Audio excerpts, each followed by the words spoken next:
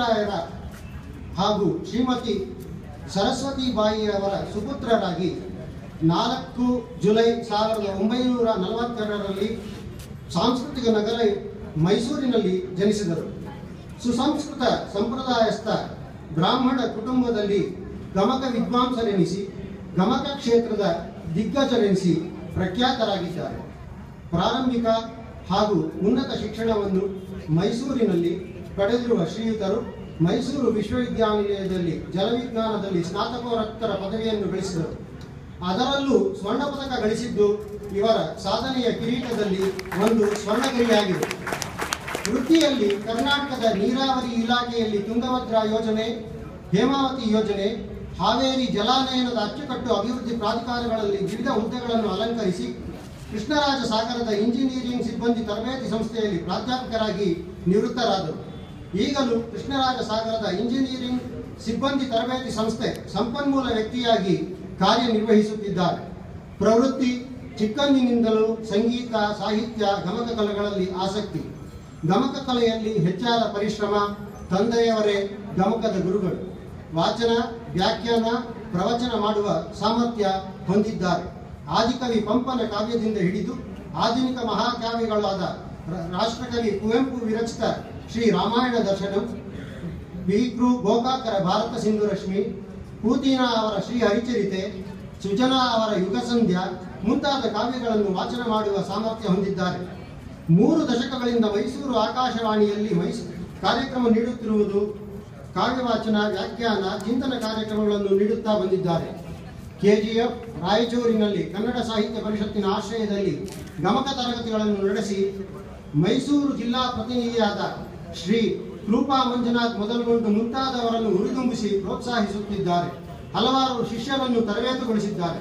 ಕನ್ನಡ ಸಾಹಿತ್ಯ ಪರಿಷತ್ತು, ಕರ್ನಾಟಕ ಗಮಕ ಕಲಾ ಪರಿಷತ್ತು ಮತ್ತು ಮೈಸೂರು ವಿಶ್ವವಿದ್ಯಾಲಯ ಲಲಿತ ಕಲಾ ಕಾಲೇಜುಗಳು ನಡೆಸುವ ಗಮಕ ಪರೀಕ್ಷೆಗಳಿಗೆ ಬೋಧಕರಾಗಿ ಕಾರ್ಯನಿರ್ವಹಿಸಿದ್ದಾರೆ.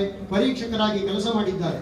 ಕುವೆಂಪು ಕನ್ನಡ ಅಧ್ಯಯನ ಸಂಸ್ಥೆಯಲ್ಲಿ ಕನ್ನಡ ವಿಷಯದ ಸ್ನಾತಕೋತ್ತರ ವಿದ್ಯಾರ್ಥಿಗಳಿಗೆ ಹಾಗೂ ಲಲಿತ ಕಲಾ ಕಾಲೇಜಿನಲ್ಲಿ ಗಮಕ ಕಾರ್ಯಕ್ರಮ ಹಾಗೂ ಪ್ರಾತ್ಯಕ್ಷಿಕೆಗಳನ್ನು ನೀಡಿರುವುದು ಇವರ ಹೆಗ್ಗಳಿಕೆ. ರಾಜ್ಯಾದ್ಯಂತ ಹಲವಾರು ಜಿಲ್ಲೆ, ತಾಲೂಕುಗಳಲ್ಲಿ ಕಾರ್ಯಕ್ರಮ ನೀಡಿರುವುದು. ಮೈಸೂರು, ಚಾಮರಾಜನಗರ, ಬೆಂಗಳೂರು, ಮಂಡ್ಯ, ಕೊಡಗು, ಹಾಸನ, ಚಿಕ್ಕಮಗಳೂರು, ತುಮಕೂರು, ಶಿವಮೊಗ್ಗ, ಚಿತ್ರದುರ್ಗ, ರಾಯಚೂರು, ಗುಲ್ಬರ್ಗ ಮುಂತಾದ ಜಿಲ್ಲೆಗಳಲ್ಲಿ ಪ್ರವಾಸ ಮಾಡಿ ಗಮಕ ಪ್ರಚಾರದಲ್ಲಿ ತೊಡಗಿಸಿಕೊಂಡಿದ್ದಾರೆ. ಕರ್ನಾಟಕ ಗಮಕ ಕಲಾ ಪರಿಷತ್ತಿನ ಮೈಸೂರು ಜಿಲ್ಲಾ ಪ್ರತಿನಿಧಿಯಾಗಿ ಹಲವು ವರ್ಷ ಕಾಲ ಕಾರ್ಯನಿರ್ವಹಿಸಿದ್ದು ಈಗ ಅಧ್ಯಕ್ಷರಾಗಿ ಕೆಲಸ ನಿರ್ವಹಿಸುತ್ತಿದ್ದಾರೆ. ಮೈಸೂರು ನಗರದ ಕಾವ್ಯರಂಜನಿ ಸಭೆ ಹಾಗೂ ಕುಮಾರವ್ಯಾಸ ಗುರುಕುಲದ ಕಾರ್ಯಕರ್ತರಾಗಿ ಕಾರ್ಯನಿರ್ವಹಿಸಿದ್ದಾರೆ. ಮೈಸೂರು ಜಿಲ್ಲಾ ಕಲಾ ಪರಿಷತ್ತು ಹಾಗೂ ಮೈಸೂರಿನ ಪ್ರತಿಷ್ಠಿತ ಸಂಸ್ಥೆ ಪರಂಪರೆಯ ಅಧ್ಯಕ್ಷರಾಗಿ ಕೆಲಸ ಮಾಡುತ್ತಿದ್ದಾರೆ. 1993ರಲ್ಲಿ ತಂದೆಯವರು ಶ್ರೀ ಕೃಷ್ಣಗಿರಿ ಕೃಷ್ಣರಾಯರ ಜನ್ಮಶತಮಾನೋತ್ಸವದಲ್ಲಿ ರಾಜ್ಯಾದ್ಯಂತ 130 ಕಾರ್ಯಕ್ರಮಗಳ ನೇತೃತ್ವ ವಹಿಸಿದ್ದಾರೆ. 2005 ಕುಮಾರವ್ಯಾಸ ಗುರುಕುಲದ ಕಾರ್ಯಕರ್ತರಾಗಿ 2003ರಲ್ಲಿ 110ರ ನೆನಪಿನಲ್ಲಿ ಭಾರತದ ಕೃಷ್ಣರಾಯರು ಪುಸ್ತಕದ ಪರಿಷ್ಕೃತ ಮುದ್ರಣ ಹಾಗೂ 2006ರಲ್ಲಿ ಭಾರತದ ಬಿಂದೂರಾಯರು ಪುಸ್ತಕಗಳಲ್ಲಿ ಪ್ರಕಟ ಮಾಡಿದ್ದು ಹಾಗೂ 2010ರಲ್ಲಿ ತಾತ ದಿವಂಗತ ಕೃಷ್ಣಗಿರಿ ರಾಮಚಂದ್ರರಾಯರ ಕೀರ್ತನಮಾಲಾ ಪುಸ್ತಕಗಳನ್ನು ಪ್ರಕಟಿಸಿದ್ದಾರೆ. 2005ರಲ್ಲಿ ಶ್ರೀಯುತರಿಗೆ ಮೈಸೂರಿನ ಹೊನ್ನಾರು ಜನಪದ ಗಾಯಕರು ಸಂಸ್ಥೆ ಗಮಕ ಕಲಾ ಕೌಸ್ತುಭ ಪ್ರಶಸ್ತಿ ನೀಡಿ ಗೌರವಿಸಿದೆ.